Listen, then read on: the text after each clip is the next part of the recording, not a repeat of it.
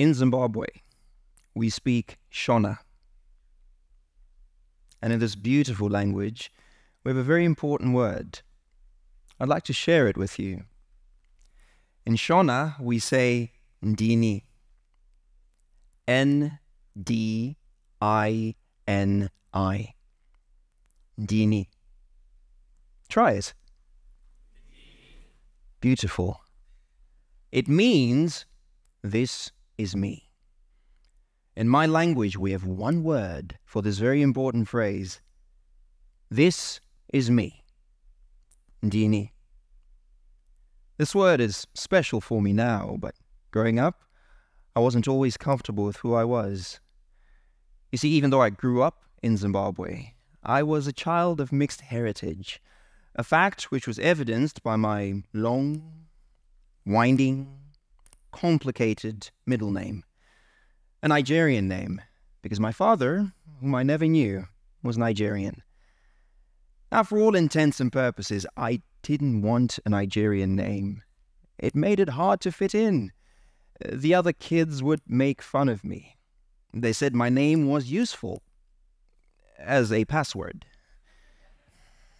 I would hear things like, your name is memorably forgettable. They said my name was a curse from black magic. I hated my name. Have you ever hated something about yourself? I would argue with Mom because I blamed her. You gave me this name. You did this to me. And now everybody makes fun of me because I'm different. And my mom would look at me and say, but son, that name is who you are. It's special. You know, your middle name means that what God has done, no man can change. And I said, Mom, man has changed many things, okay? Look at Chihuahuas. That used to be a wolf. I'm pretty sure I can change my name. And I did. As soon as I turned 18, I had my middle name removed from all my documents. It became my best kept secret. It's a strange thing to hate a part of yourself, yet not so uncommon. A report published by UNICEF in 2019 reported that half of the world's students aged between 12 and 15 experience some form of violence or intimidation in and around the school. Overall, 1 in every 3 students will experience bullying.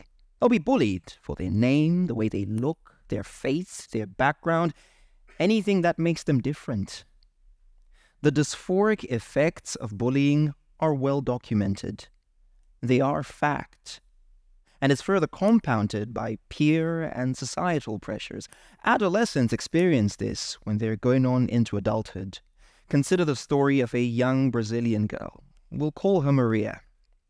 It's Maria's 18th birthday, and her parents, feeling a little generous, decide to allow Maria to choose her own gift. Picture the scene. Dad's at the dining table, having toast. Mom's behind the kitchen counter, doing the dishes. And after exchanging pleasantries, Mom says, Maria, darling, we love you. These past 18 years have been a gift. You're a gift. Today's your day. We'll let you choose. We won't impose. Your word is final. Tell me, baby girl, what do you want? A new car or a new butt? You heard right. A new car or a new butt? Maria is just one of an entire generation that is slowly being convinced that aesthetic augmentation is as ordinary a part of your life as your first communion or your bar mitzvah or your 18th birthday. In Brazil, the International Society of Aesthetic Plastic Surgeons reported that in 2019, there was some 2.5 million procedures performed, the highest in the world. And these weren't some medical procedures to fix underlying issues. The vast majority of these were performed simply to look beautiful, whatever that means. As observers, we can't help but wonder, is this just another consequence of advancements in medicine? Or is it people pursuing unrealistic beauty standards? Or could it be a deep-seated discontent at the individual level? Revista, a Harvard review of Latin America, reported that most of these procedures were performed on individuals between the ages of 18 and 35, even though the data does show that individuals as young as 12 went under the knife. And this is interesting when you note that bullies and their victims are more likely than anyone else to have a strong desire to have plastic surgery. The data does show, therefore, that there is a strong investment in changing the way individuals look. But behaviorally, there's another ingredient to this cocktail of dysphoria. Mass media. Mass media promotes more than just looks. It promotes schools of thoughts, lifestyles, at the touch of a screen. As a world, we've never been closer. And at the same time, we've never been more critical. Mass media sponsors a massive discussion on what is proper, what is polite, what is practical, what is professional. And the more popular an idea is, the more likely people are going to accept it as the norm. And because we want to be accepted as part of society, the more likely we are to act normal. I'll give you an example. What comes to your mind when you hear the word suit? Harvey Specter, James Bond, clean pressed shirt, a tie, maybe a bow tie, a blazer, a slack, some shoes. It's almost convention that that's what you're talking about when you say suit. But in all fairness, standards of formal wear differ from one culture to another. This is a suit where I come from. But knowing what I know, would I wear this to an interview? Probably not. Even though it is intricately woven into my identity, I'd rather look relatable. I'd rather look normal. But bringing this back to behaviorism, a study out of Cornell revealed that African Americans in the United States had to adopt a behavior known as racial code switching to be perceived as more professional. Racial code switching basically means that an individual mirrors the speaking mannerisms and behaviors of a purportedly superior group, in order to be accepted. It could probably come with changes in body language, maybe even an accent. Now, perhaps you've caught yourself code switching before, or maybe you know someone whose accent depends on who they're talking to. Well, clearly then, friends, selfhood is at risk as people strive to look like and behave like somebody else. Our identities have never been more volatile. Dysphorias are propagated through mass media, through unrealistic beauty standards, and when individuals experience some sort of hostilities or bullying. So it begs the question, what can we do? Fast forward a few years, when I've landed in university, not in Zimbabwe, not even in Africa, but in the heart of Eastern Europe. It was clear who grew up in the snow and who grew up in the sand.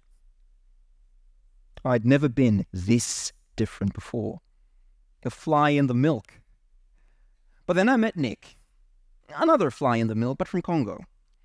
He's got the African boy swag, low, deep voice, speaks very slowly. He's like Mufasa, but in slow motion. We're in the library one day and Nick drops his ID.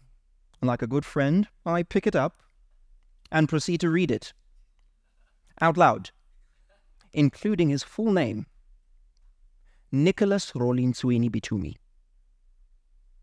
And I say, dude, let's say your name 3 times and see what happens.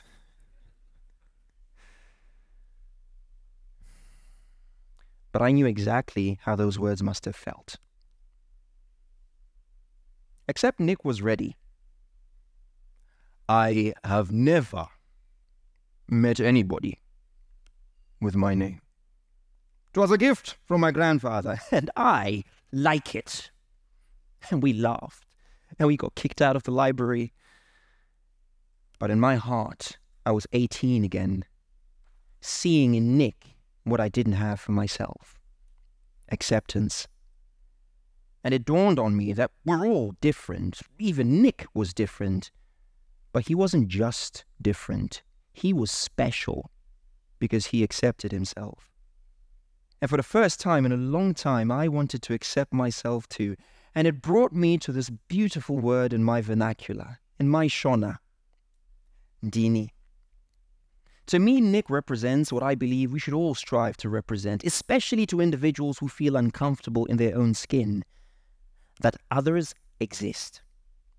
Others exist whose names may sound unconventional. Others exist who don what their culture calls a suit. Others exist who don't pursue unrealistic beauty standards. And you know what? All of them exist normally. Such representation in our schools, in our workplaces, and in our societies can form the backbone of how individuals perceive and accept their own identities. And wouldn't you agree with me that we would be much more relatable as role models than, say, an influencer on social media or a celebrity somewhere in Hollywood? It all starts with us, though. When we accept who we are, we have more time to work on what we are. Ndini doesn't mean accept me the way I am. Now I know that many of you out there at some point in your life have felt uncomfortable being who you are. Maybe it was your name, maybe it was the family you came from, maybe it was the school you went to, maybe you're tall, maybe you're short, maybe you have wrinkles, freckles, maybe you have scars. I know that some of you out there know what it is to be different. And even if you don't feel it, I'm sure you know someone who does. You are beautifully you.